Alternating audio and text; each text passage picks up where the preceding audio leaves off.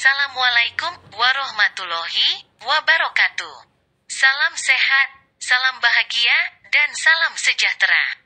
Salam sejahtera buat kita semua. Bismillahirrohmanirrohim. Alhamdulillahirobbilalamin. Ashadu alla ilaha illallah wa ashadu anna Muhammadur Rasulullah. Allahumma sholli ala Sayyidina Muhammad wa ala ali Sayyidina Muhammad. Sahabat yang dirahmati Allah. Ada kisah yang sangat menarik yang dapat kita jadikan sebagai motivasi dalam kehidupan kita, waktumu, bahagiamu atau CELAKAMU. Suatu hari Syekh Jamaluddin Al-Qasimi, salah seorang ulama Syam, melewati kedai kopi menyaksikan orang-orang yang membuang-buang waktu duduk bermain catur dan berbual-bual tanpa makna, maka ia berkata, "Aduhai, sekiranya waktu mereka bisa kubeli niscayakan kubeli untuk menambah waktuku." Dalam kitabnya Soidul Hatir, Ibnul Jauzi pernah menyebutkan keprihatinannya yang dalam terhadap orang-orang yang membuang-buang masanya di pinggir-pinggir jalan, maupun di tepian sungai Tigris dan Efrat berbual-bual menghabiskan umur. Beliau menyebutkan bagaimana guru beliau Abul Wafa Ibn Aqil Al-Hambali yang begitu menghargai waktunya. Ia berkata tentang gurunya, "Kudapati dalam catatan guruku ia menulis, tidak halal bagiku menyia-nyiakan waktuku walau sesaat. Bila mana lisanku sudah keluh untuk mengulangi hafalan ataupun berdiskusi tentang ilmu, mataku tak mampu lagi untuk membaca, maka aku akan gunakan akalku untuk berpikir di atas pembaringanku.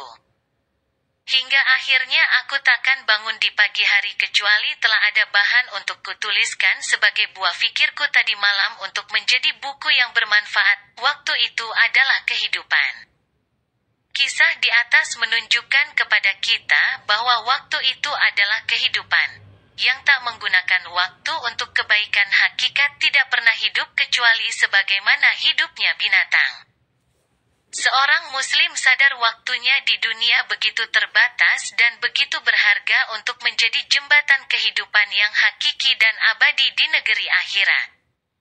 Seorang mukmin senantiasa akan menjadikan Al-Quran dan sunnah nabinya sebagai panduan yang mengingatkannya selalu tentang mahalnya harga waktu. Bila Anda perhatikan dengan cermat, alangkah banyaknya ayat yang menyebutkan Allah bersumpah dengan waktu. Lihat saja dalam juz Amma, bertebaran sumpah Allah dengan waktu secara umum maupun penggalan-penggalan waktu.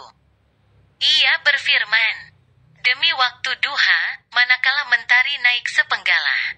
Demi malam bila telah sunyi dan gelap, demi matahari dan cahayanya dikala duha, demi bulan yang datang menggantikannya, demi siang manakala dia tampakkan, demi malam apabila akan meninggalkan gelapnya, demi subuh apabila fajarnya telah menyingsing, demi masa Allah."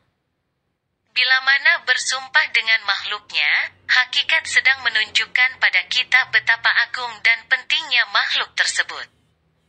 Karena penggalan-penggalan waktu tersebut sejatinya adalah modal besar bagi manusia untuk beramal dan berbekal demi keberuntungan negeri akhiratnya.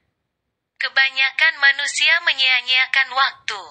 Namun sayangnya kebanyakan manusia lalai menyia-nyiakan waktunya lewat tanpa makna. Itulah kelak yang paling disesali manusia bila ajal datang menjemput. Allah berfirman, tatkala datang pada salah seorang mereka kematian, barulah ia menyesal dan berkata, "Tuhan, kembalikanlah aku hidup semoga aku dapat beramal soleh yang dahulu kutinggalkan." Sekali-kali tidak. Sesungguhnya itu hanyalah ungkapan penyesalan yang tak berguna. Sementara di belakang mereka ada dinding pembatas untuk kembali ke dunia hingga datangnya hari mereka dibangkitkan. Al-Mu'minun 99-100.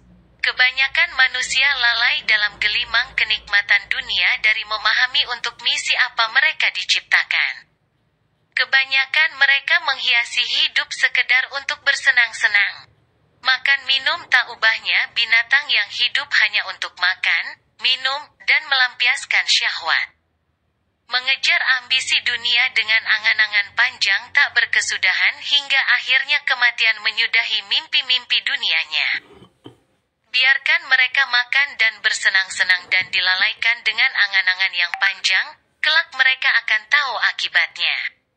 Al-Hajr 3. Saudaraku, jangan pernah lewatkan waktumu untuk hal-hal yang tak berguna.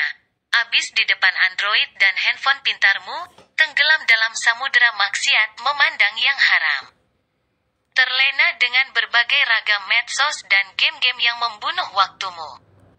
Terakhir ingatlah ungkapan Imam Syafi'i rahimahullah, aku pernah berteman dengan orang-orang sufi dan tak kutemukan dari mereka apa yang berharga selain ucapan hikmah mereka yang berbunyi.